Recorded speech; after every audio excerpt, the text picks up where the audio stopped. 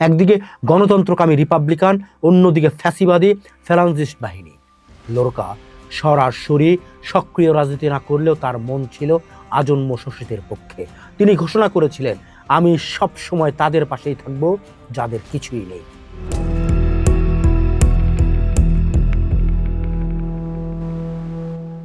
কি অক্লান্ত প্রচেষ্টা ওদের!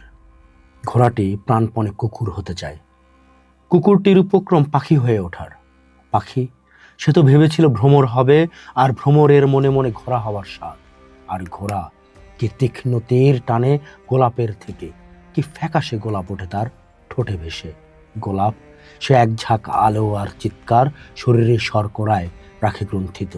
আর শর্করা অমাবস্যার নিকষ কালো রাত, আন্দালুসিয়ার আকাশটা যেন এক বিশাল শোকাতুর তাঁবু হয়ে ঝুলে আছে পৃথিবীর উপর। 1936 সালের 18 আগস্টের শেষ রাত বা 19 আগস্টের ধূসর ভোর। গ্রানাডা শহর থেকে কয়েক মাইল দূরে ভিজনার আর আলফ্যাকারের সংযোগকারী এক নির্জন মাটির রাস্তা। একটি গাড়ি এসে থামলো জলপাই বাগানের পাশে। হেডলাইটের তীব্র আলোয় দেখা গেল সাদা প্যান্ট আর ব্লেজার পরিহিত এক দীর্ঘদেহী মানুষকে। তার ঘন ভ্রু আর পিচকালো চুলের সিঁথিটি ঘাম আর আতঙ্কে কিছুটা অবিন্যস্ত।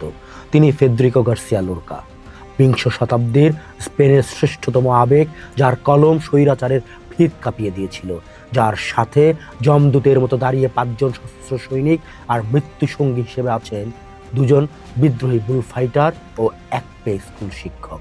জলপাই গাছের দীর্ঘ ছায়াগুলো যেন সেদিন যমদূতের হাতছানি দিচ্ছিল। কিছুক্ষণের মধ্যেই গর্জে উঠবে রাইফেল, আর স্তব্ধ হয়ে যাবে স্পেনের সবচেয়ে সুরেলি কণ্ঠস্বর। লোরকার এই ট্র্যাজিক পরিণতির বীজ বপন করা হয়েছিল তারও কয়েক বছর আগে। 1931 সালে স্পেনের দ্বিতীয় প্রজাতন্ত্র প্রতিষ্ঠার পর থেকেই দেশটির সমাজ কাঠামোয় আমূল পরিবর্তনের ঢেউ লাগে। নারী অধিকার, ভূমি সংস্কার এবং শিক্ষা ব্যবস্থাকে চার্চের প্রভাবমুক্ত করার মতো প্রগতিশীল পদক্ষেপগুলো রক্ষণশীল গোষ্ঠী, ভূস্বামী এবং ক্যাথলিক চার্চকে ক্ষুব্ধ করে তোলে। এই বিরোধের চূড়ান্ত রূপ ছিল জেনারেল ফ্রান্সিসকো ফ্রাঙ্কের নেতৃত্বে সামরিক অভ্যুত্থান। 1936 সালের জুলাই মাসে শুরু হয় স্পেনের গৃহযুদ্ধ। একদিকে গণতন্ত্রকামী রিপাবলিকান, অন্যদিকে ফ্যাসিবাদী ফ্যালাঙ্জিস্ট বাহিনী। লোরকা সরাসরি সক্রিয় রাজনীতি না করলেও তার মন ছিল আজন্ম শোষিতের পক্ষে। তিনি ঘোষণা করেছিলেন, আমি সব সময় তাদের পাশেই থাকব যাদের কিছুই নেই। এই একরোখা মানবিকতাই তাকে ফ্যাসিস্টের 1 নম্বর শত্রুতে পরিণত করে। মাদ্রিদে অবস্থানকালীন পরিস্থিতি উত্তপ্ত দেখে লোরকা নিরাপত্তার আশায় নিজ শহর গ্রানাডায় ফিরে আসেন। কিন্তু গ্রানাডা তখন রক্তপিপাসু ব্ল্যাক স্কোয়াডের দখলে। লোরকার ভগ্নিপতি গ্রানাডার নবনির্বাচিত মেয়রকে হত্যার পর লোরকা বুঝতে পারেন মৃত্যু তার দরজায় কড়া নাড়ছে। তিনি আশ্রয় নেন বন্ধু ও তরুণ কবি লুই রোজালেসের বাড়িতে। ভাগ্যের নির্মম পরিহাস হলো, রোজালেস নিজে ছিলেন বিদ্রোহীদের দলের লোক।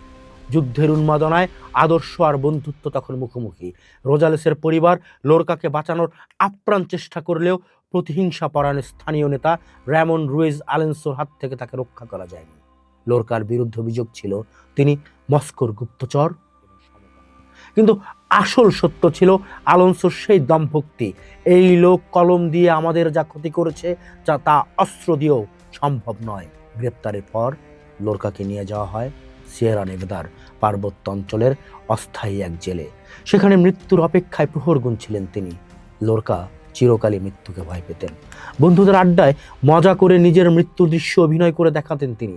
কিন্তু সেই কালো রাতে যখন জলপাই বাগানের নির্জনতায় তাকে দাঁড় করানো হলো, তখন কি তিনি জীবনের শেষ সাক্ষাৎকারটির কথা ভাবছিলেন, যেখানে তিনি বলেছিলেন, জন্ম যেমন আমাকে আলোড়িত করে না, মৃত্যু নিয়েও আমার উৎসাহ নেই। ফায়ারিং স্কোয়াডের সামনে লোরকা একা ছিলেন না, তার পাশে দাঁড়ানো সেই খুঁড়িয়ে চলে স্কুল শিক্ষক আর বুল ফাইটাররা ছিলেন সাধারণ খেটে খাওয়া মানুষের প্রতিনিধি, যাদের অধিকারের কথা লোরকা সারা জীবন বলে গেছেন। রাইফেলের ট্রিগারে আঙুল রাখা সৈনিকরা পেশাদার খুনি ছিল না, ছিল যুদ্ধের নেশায় মত্ত সাধারণ মানুষ। শোনা যায় এক সৈনিক দম্ভ করে বলেছিল সে লোরকার বিশাল কপাল লক্ষ্য করে প্রথম গুলিটি চালিয়েছিল। গুলির শব্দে আন্দালুসিয়ার আকাশ কেঁপে উঠেছিল। রক্তাক্ত লোরকা মাটিতে লুটিয়ে পড়লেন। সৈন্যরা তার নিথর দেহটি একটি অগভীর গর্তে ফেলে মাটি চাপা দিয়ে দিল। লোরকার মৃত্যু কেবল একজন কবির মৃত্যু ছিল না, তা ছিল স্পেনের সাংস্কৃতিক হৃৎপিণ্ডে এক কুঠারাঘাত। ফ্রাঙ্কোর শাসনামলে 1953 সাল পর্যন্ত তার লেখা স্পেনে নিষিদ্ধ ছিল।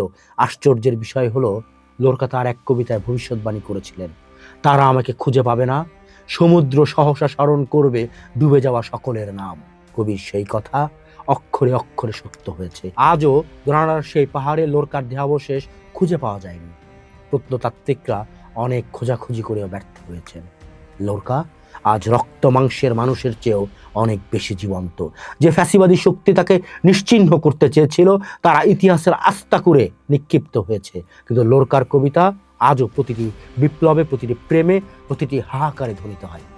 লোরকা জানতেন স্পেনের মৃত্যু মানেই চিরতরে হারিয়ে যাওয়া নয়, বরং পর্দার ওপাশে থাকা সত্যকে দৃশ্যমান করা। জলপাই বাগানের সে রক্তপাত লোরকাকে দেয়নি বিস্মৃতি, বরং দিয়েছে অমরত্ব।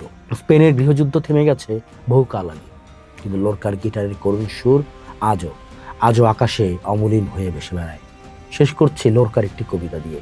পাখি নয়, ঘূর্ণির অসহ্য জ্বর আর অবদমনকারী হত্যার ইচ্ছাটুকু পাখিরা প্রকাশে ব্যর্থ, কিংবা আত্মহননের ধাতব গুনগুন তার কাছে প্রতিটি সকালের ঋণ। এক কোষ বাতাস, তাতে এক পৃথিবী দুর্ভোগ, ক্ষুদ্রকায় পরিসরে বেঁচে থাকা আলোর উন্মাদ মিলন, ভুলে থেকে অবর্ণনীয় সিঁড়ির শিখরবাসী মেঘ ও গোলাপ, ফুটন্ত চৈনিক হাহাকারের রক্তের বন্দরে। আমি প্রায়শ হারিয়েছি আমায় সমগ্র জাগিয়ে রাখা দহন সন্ধানে, রেলিংয়ের গায়ে ঝুঁকে পড়া নাবিক আর বরফে প্রথিত কিছু আকাশের জীব। শুধু পেয়েছি উত্তর, প্রকৃত বেদনা তবু ছিল সেইখানে, বৃক্ষের কাণ্ডস্থ মৃত্যুগামী স্ফটিক মাছ যেখানে, প্রাচীন মূর্তিদের অচেনা নীল আকাশের দেশে, আগ্নেয়গিরির ঘনিষ্ঠ পেলবতায়। কণ্ঠস্বরে নেই বেদনা কোথাও, কালো মখমলে বা ক্রুদ্ধ বিক্ষিপ্ত দাঁত আছে কিছু, কণ্ঠস্বরে কোনো ব্যথা নেই, কেবল পৃথিবী এখানে, আর আছে ফলের রক্তিম আভাগামী নিরন্তর কপাল। সময়ের অন্য পাঠ দেখুন। থাকুন ঢাকা পেপারসের সাথে।